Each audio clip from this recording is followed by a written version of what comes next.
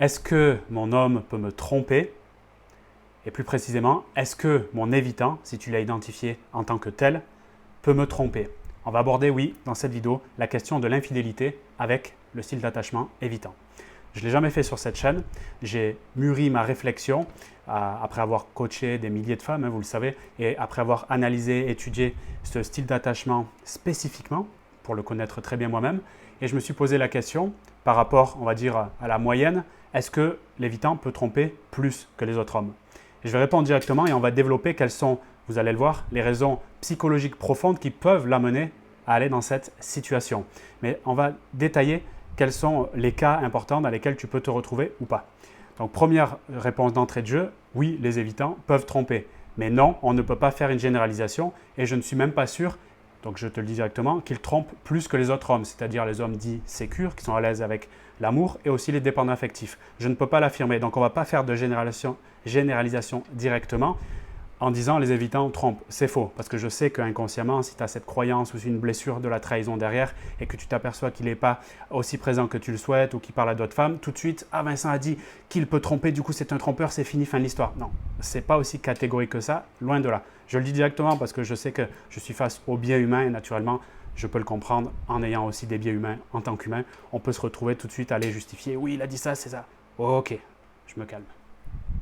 Donc oui, les évitants peuvent tromper, mais peut-être pas plus que les autres. Moi, ce que je veux faire dans cette vidéo, c'est t'expliquer s'ils trompent, pourquoi ils trompent, profondément. Comme ça te permettra de mieux comprendre la situation, pourquoi pas même de mieux communiquer derrière. Okay? Donc, la première raison qui peut amener un évitant à tromper, c'est la peur de l'intimité. On en parle souvent quand on parle de ce style d'attachement. Il n'est pas à l'aise avec le lien, la proximité émotionnelle. Quand je dis « il », je précise, c'est l'évitant qui est en mode inconscient, c'est-à-dire qui n'a pas soit réalisé qu'il avait ce piège-là dans ses relations, ce dysfonctionnement, pour avoir une relation saine, hein, disons-le, ou qui est complètement dans le rejet de cela, c'est-à-dire qu'il ne veut pas regarder ce qu'il amène sur la table, comme je dis souvent, c'est-à-dire la vibration qu'il émane, d'accord, ce qu'il émet, ok?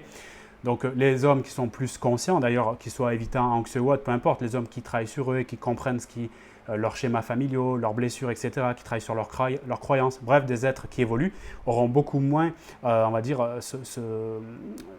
cette tendance à aller dans cette direction-là, peut-être de l'infidélité, parce qu'ils se comprendront mieux, donc ils auront plus de sécurité à l'intérieur d'eux, mais ça ne veut pas dire non plus qu'ils ne tromperont pas, puisqu'il peut y avoir d'autres raisons. Okay? Donc je vais revenir sur les raisons basiques. La première raison psychologique profonde qui peut l'amener à tromper, c'est la peur de l'intimité. En gros, quand ça devient sérieux, il commence à flipper, il commence à avoir des peurs, des angoisses qui remontent. C'est bien ça d'ailleurs, la base du style d'attachement évitant. Et quand il a ces peurs-là, il peut, raison psychologique profonde, comme en mode échappatoire si tu veux, partir pour voir autre chose, tout simplement, chercher l'air ailleurs.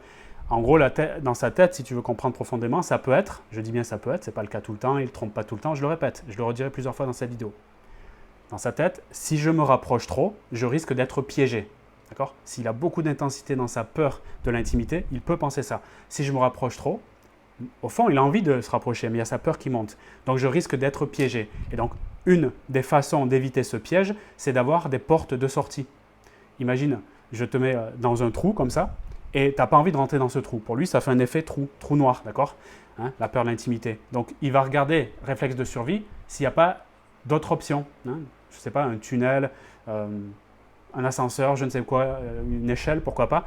Bref, une porte de sortie, une option pour sortir. Et une de ces options, d'ailleurs, tu peux le voir, ça peut être, là on parle aujourd'hui de l'infidélité, mais ça peut être la compensation, on peut employer ce terme aussi, un terme psy, la compensation par le travail. Ah, je suis trop occupé, je travaille trop. La compensation par le sport, la compensation par certaines fois, ça peut arriver aussi, les drogues, d'accord? Et aussi le sexe. Mais là, je ne parle pas spécifiquement de sexe. Ça peut être aussi aller trouver les bras d'une autre pour me mettre dans ce truc de, je ne parle pas ici de sentiments amoureux avec une autre, hein, c'est faire autre chose, quoi. Faire autre chose. Toi, tu vas le voir comme une infidélité puisqu'il est dans les bras d'une autre, mais lui, dans son cas à lui, c'est pas le voir comme ça directement, c'est trouver une option, d'accord? Je suis pas en train de l'excuser, je ne connais pas sa situation, je veux que tu comprennes juste les raisons psychologiques. Je cherche une option parce que je me sens piégé. La peur de l'intimité, premier point. Deuxième raison psychologique qui peut entraîner un évitant à créer une infidélité, et d'ailleurs, je ne l'ai pas précisé, je m'excuse.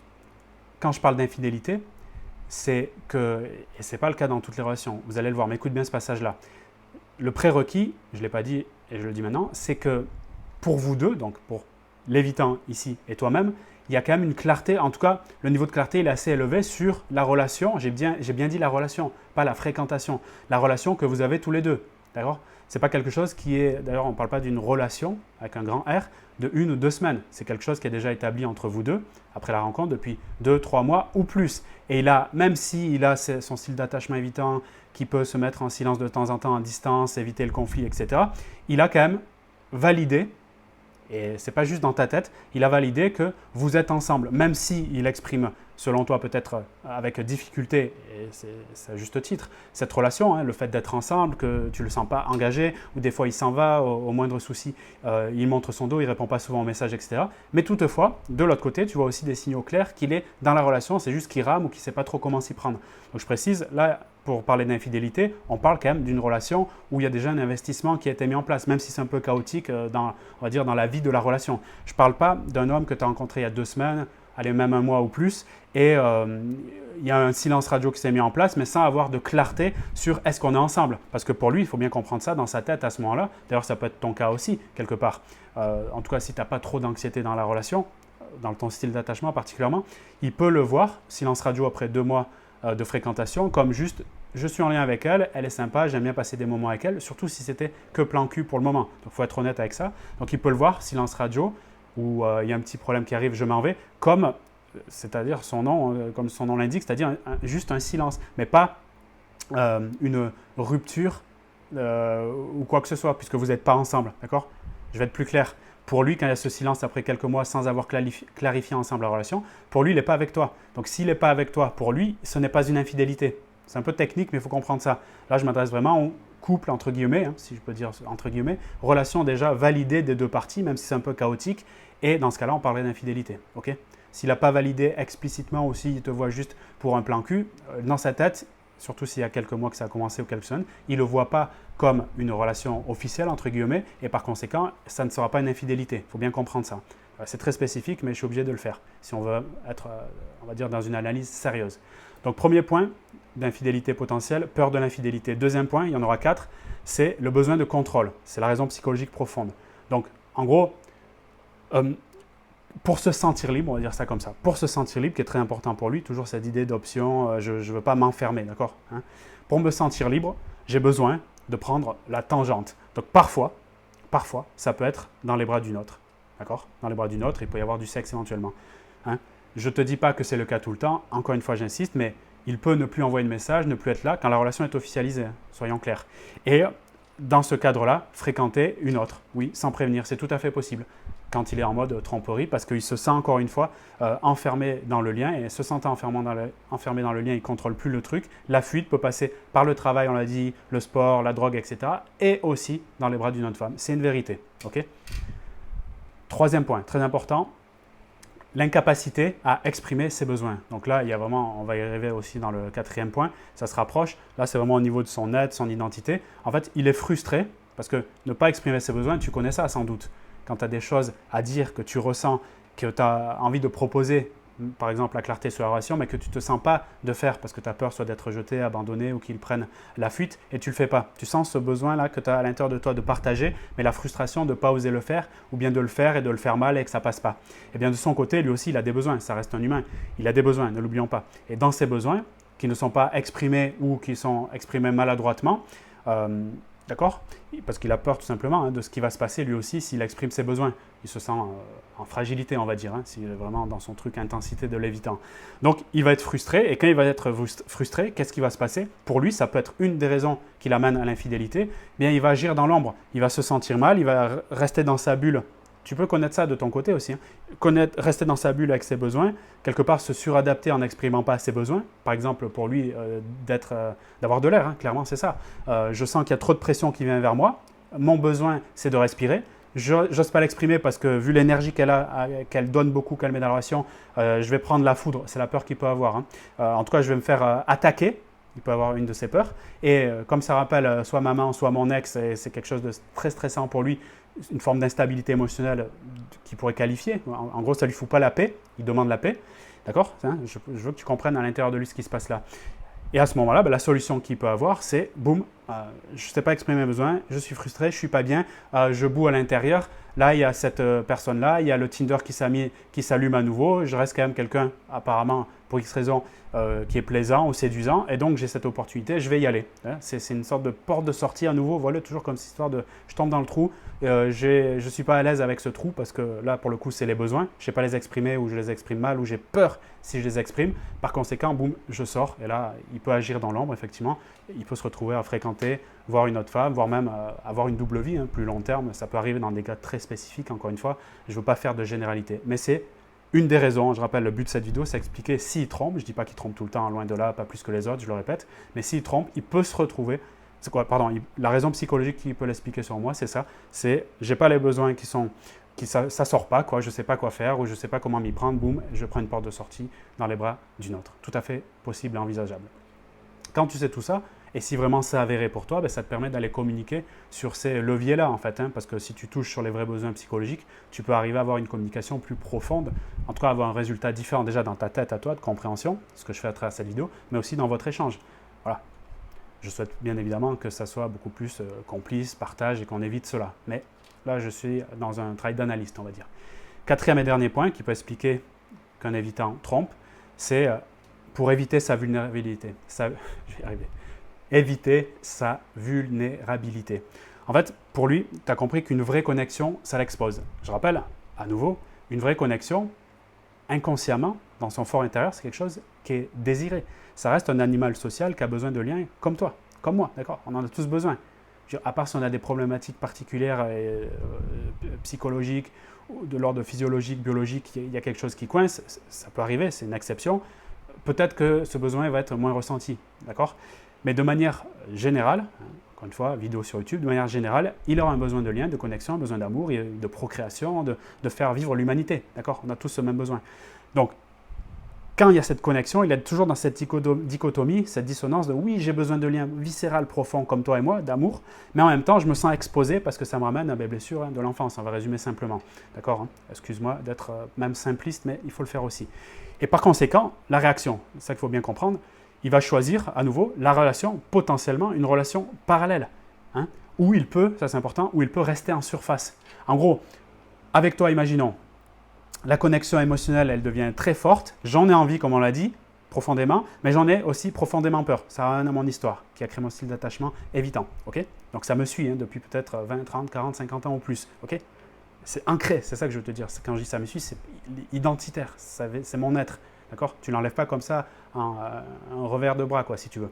Donc j'ai ce truc-là, c'est plus fort que moi, donc je suis embêté par je veux y aller, mais ça me fait terriblement peur ou mal. Okay? Et la conséquence, c'est cette confusion crée la fuite à nouveau. Et donc, je choisis cette relation parallèle, la tangente, si tu veux, pour aller dans un truc qui est moins profond et aller dans la surface. Ça, c'est important. Pour remonter vers quelque chose qui me consomme, on va dire, moins de charge mentale et émotionnelle. C'est tout à fait inconscient, ce truc-là. Ça dépense beaucoup d'énergie.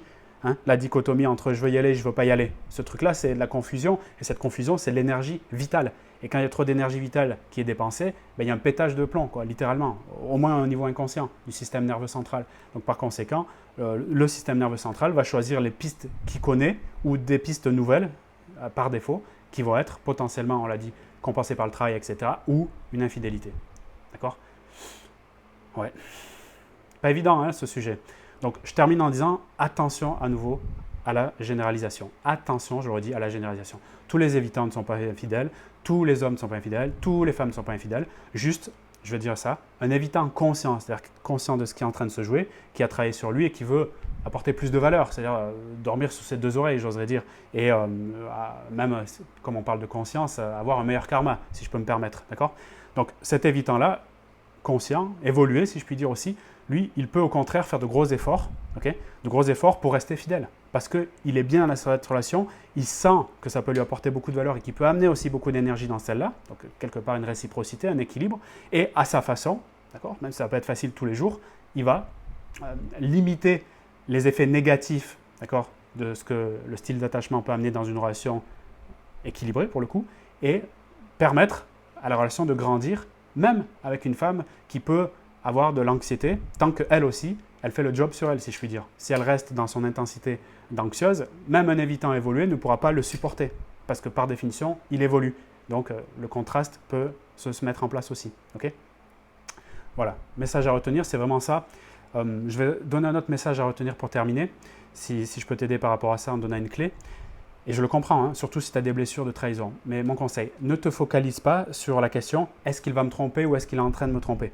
Je ne sais pas, c'est peut-être possible. Il peut se poser la même question d'ailleurs au passage. Vraiment, je le redis, ne te focalise pas sur la question « est-ce qu'il est en train de me tromper ?» Tu mets de l'énergie vers quelque chose qui va te desservir tôt ou tard, c'est sûr. Surtout si les peurs de trahison, ça les fait revivre. Donc ça ne te soigne pas quelque part. Moi, ce que je t'invite à faire, si tu te retrouves dans cette situation où tu as des doutes, etc., pose-toi plutôt la question « est-ce que je me sens en sécurité dans cette relation ?» Oublie les autres femmes, la rivalité féminine, consciente ou inconsciente. Je respire, est-ce que je me sens en sécurité dans cette relation? C'est pas est-ce qu'il me sécurise directement, parce qu'il y a encore le truc de j'attends que ce soit lui qui fasse le job pour moi. Sors de ce truc-là. Est-ce que je me sens, moi, profondément, à l'intérieur de moi, en sécurité dans cette relation? Évalue ton niveau. Si la réponse est plus que 5 sur 10, c'est pas mal. Si tu as 1 sur 10, 2 sur 10, 3 sur 10 de sécurité dans la relation, effectivement, là, il y a un bug et il faut aller voir quelque chose. Il faut aller plus loin. D'accord? Deuxième question que tu peux te poser. Est-ce que je me sens respecté, écouté et choisi? Vraiment. Est-ce que je me sens écouté, respecté, choisi vraiment dans cette relation? Pareil, tu respires, vois-le comme des questions d'auto-coaching. Comme si tu étais ta propre coach. Je me les applique à moi-même. Et tu te poses ces questions. Est-ce que je me sens? Et tu peux changer les mots. Pense aux mots qui sont les plus importants pour toi, qui correspondent à des valeurs hautes. Mais je te donne des exemples que je reçois très souvent et j'ai l'habitude, puisque je coach les femmes depuis 10 ans. Est-ce que je me sens écouté, respecté, choisi vraiment dans cette relation? Et vois sur une échelle de 1 à 10 à quel niveau tu touches. Si vraiment tu es au plus bas dans ces deux questions, n'attends pas plus, contacte-moi dans la description de cette vidéo. Je directement prendrai l'appel découverte selon bien sûr mes disponibilités et des membres de mon équipe également, des experts, m'accompagnent pour recevoir les appels de plus en plus nombreux qu'on offre gratuitement uniquement aux femmes qui veulent vraiment aller transformer leur vie en profondeur, qui ne se posent pas uniquement la question aide-moi à diagnostiquer mon évitant. Ce n'est plus la question. Même si je parle beaucoup de ça sur cette vidéo, c'est pour t'aider à comprendre ce qui se joue, mais surtout à t'aider à te regarder dans le miroir en te disant si j'entretiens encore une relation dans la durée avec cet homme-là, c'est qu'il y a quelque chose chez moi qui me limite de partir de ce truc-là. D'accord? Surtout si je vois qu'il ne fait rien ou qu'il rejette complètement l'idée de travailler sur lui. D'accord? Il faut faire ce constat. Donc si je vois que je ne me respecte pas, que je ne suis pas choisi et que ça dure et à nouveau ça se répète dans différents schémas, il est évident qu'il y a des choses que tu peux faire sur toi, pour toi. Moi j'appelle ça le triptyque magique. Travailler sur avoir un esprit clair, des croyances qui m'aident par rapport à mon projet, ma vision, mes valeurs, déblayer la partie émotionnelle, enlever les freins qui me limitent, blessures, traumas, et amener une forme de paix intérieure, de gestion émotionnelle, très séduisante pour tous les hommes, pas que pour les évitants. Mon père disait quand j'étais petit, j'entendais ça tout le temps, « fous-moi la paix, fous-moi la paix, fous-moi la paix » à ma mère. J'ai compris plus tard ce qu'il voulait dire. Il recherchait une stabilité, que si elle lui offrait, ma maman lui permettait à lui d'être encore plus dans son, comment dire, dans son potentiel, dans son plein potentiel. Mais le fait qu'il y avait une instabilité quand il rentrait à la maison le troublait énormément. Et par conséquent, je le sentais un peu étriqué, tu sais, dans son énergie. Et en fait, on a tout ce truc inconsciemment. Je reviendrai sur cette vidéo que je vais faire prochainement si ça t'intéresse. Un homme, globalement, ne cherche pas l'amour en priorité. Ça, c'est une projection de femme, ou une projection de femme, je dirais même, dépendante affective, dans le prisme de l'amour, valeur haute. Un homme, surtout un homme indépendant, détaché, on va dire, évitant, pour revenir sur les mots que vous comprenez bien, il vise d'abord la paix. Et peut-être que la paix lui fera naître le sentiment d'amour. Je développerai plus tard. Donc si tu te sens vraiment prête à aller en profondeur, te regarder dans le miroir et voir qu'est-ce que tu peux faire sur la tête, le cœur, et je termine, la communication adaptée, communication qui va être séduisante parce qu'elle sera authentique, alignée avec ton être, ta tête et ton cœur, contacte-moi, contactez-nous dans la description de cette vidéo, on a des liens pour vous aider. À très bientôt et prends soin de toi.